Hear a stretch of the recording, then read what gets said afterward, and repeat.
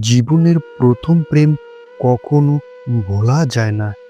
এই কথাটি পুরোপুরি সত্য না হলেও আংশিক সত্য তো বটেই। জীবনের কিছু অনুভূতি কখনো মুছে যায় না, কিছু স্মৃতি কখনো পুরনো হয় না। আমি একটা মেয়েকে প্রচণ্ড ভালোবাসতাম। ভালোবাসা বলতে যা বোঝায় তার প্রতিটি মুহূর্ত আমি অনুভব করেছিলাম। আমাদের সম্পর্ক ছিল প্রায় ৩ বছর। এই ৩ বছর যেন জীবনের সবচেয়ে উজ্জ্বল সময় ছিল। রাত জেগে কথা বলা, ঘন্টার পর ঘন্টা ফোনে থাকার পরেও মনে হতো যেন কিছুই বলা হলো না। মেসেজে দিনের পর দিন, রাতের পর রাত কাটিয়ে দেওয়া, এসব যেন আমাদের জীবনের অংশ হয়ে গিয়েছিল। সকালবেলা ঘুম থেকে উঠে সবার আগে তার মেসেজ দেখতাম। রাতে ঘুমানোর আগেও তার কণ্ঠ শুনতে চাইতাম। সে অভ্যাসে পরিণত হয়েছিল। একসময় মনে হতো তাকে ছাড়া হয়তো আমি বাঁচতে পারবো না। তার সাথে কথা না হলে দিন যেন কাটতো না। মন খারাপ থাকতো, কিছুই ভালো লাগতো না।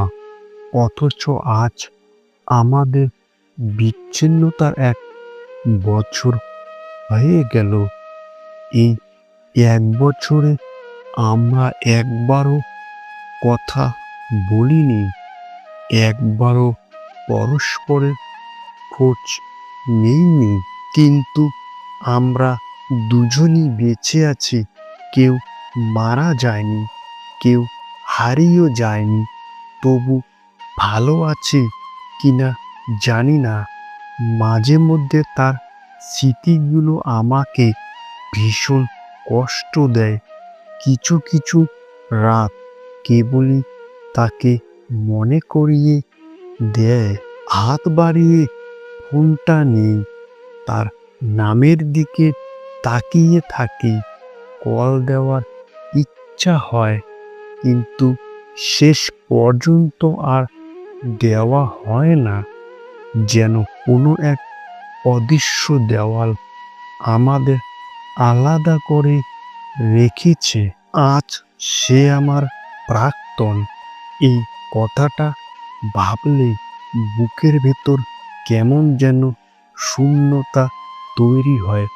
সম্পর্ক ভাঙার পিছনে তার কোনো দোষ ছিল না, দোষ ছিল পরিস্থিতির। আমরা দুজনই চেষ্টা করেছিলাম সম্পর্কটা ধরে রাখার জন্য। শত চেষ্টা করেও হার মেনে নিতে হয়নি। কিন্তু সময় ও বাস্তবতা আমাদের এক হতে দিল না। হয়তো আমাদের ভালোবাসা যথেষ্ট ছিল, কিন্তু ভাগ্য আমাদের পক্ষে ছিল না। তবুও তার প্রতি আমার কোনো ঘৃণা নেই।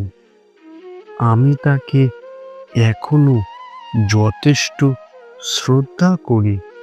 সে আমার জীবনের একটা গুরুত্বপূর্ণ অধ্যায়, যে অধ্যায় কখনো মুছে ফেলা সম্ভব নয়।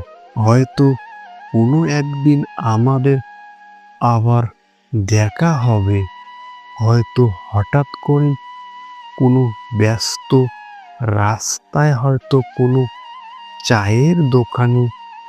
হয়তো তখন আমরা চোখাচোখি করব, হয়তো একে অপরকে দেখে হালকা হাসব, হয়তো কিছু বলবো না, শুধু চোখের ভাষায় সব অনুভূতি প্রকাশ হয়ে যাবে। তাই আমি চাই আমাদের মধ্যে সেই সম্মানবোধটা সবসময় টিকে থাকুক।